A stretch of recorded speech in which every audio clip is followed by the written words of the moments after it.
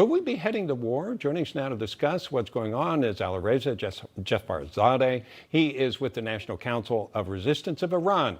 And great to see you. I wanted to ask you about what's going on in Iran that is getting the administration's attention. Well, unfortunately, some very bad behavior of the Iranian regime, which we have seen over the past 4 decades, has continued over the past few years. Look at the nuclear weapons program of the Iran regime. Look at their missile program. Look at how they have been engaged in terrorism. Right now, as we speak, one of their top so-called diplomats is on trial in Belgium, he actually personally delivered a bomb to detonate in a huge gathering of the Iranian opposition in Paris. And this is the first time a so-called Iranian diplomat is on trial for terrorism. Look at the repression that they're doing inside the country, the support they're providing to the proxy groups in the region. For all of these reasons, everyone is so interested to see what's the future of Iran. And I must say that, if anyone is pinning hopes on these Ayatollahs, that future is not going to change because the past 4 decades, the regime has shown that it has neither the capability nor the will to alter its behavior. Where they really need to look at is the Iranian street, the Iranian population. The people have been demonstrating against this regime since at least 2017. There were several major rounds of protests. I don't mean to interrupt you, but I wanted to get to a couple things that I think our folks would be interested in here. Are the Iranian people generally pro-U.S. or are they anti-U.S., the general population?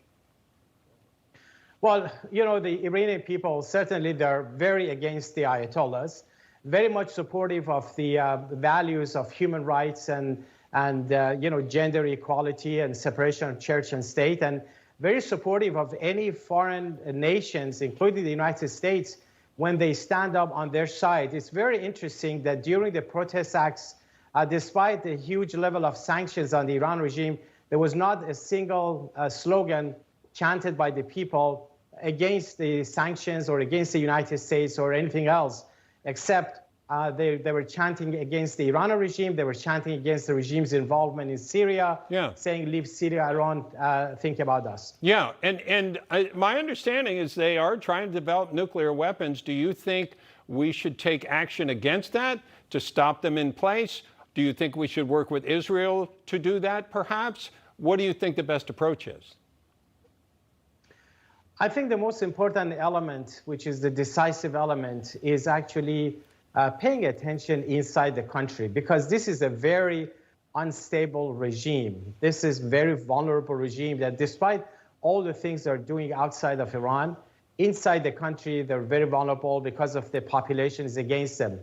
There's a much better prospect for change from within than any other options that you can think of. There's no need for any military options or even appropriating money or anything like that, because the potential for change from within has never been so great as has been evident in the protest acts, particularly since 2017, that is only growing. The divide between the regime and the people is getting deeper. People were chanting, the enemy is right here, meaning the mullahs ruling Iran. They lie when they say it's America.